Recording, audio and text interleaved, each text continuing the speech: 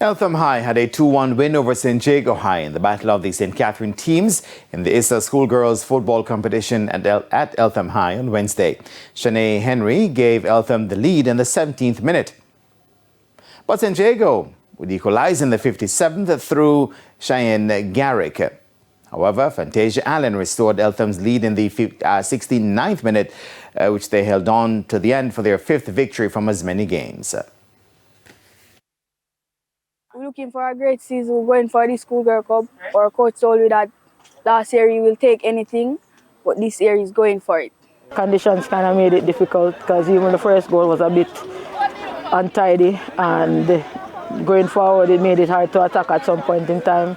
You know, there was an expectation that the referee would have called off the game at least because the ball wasn't rolling as it should, but it played on and we tried our very best, but it just never worked out.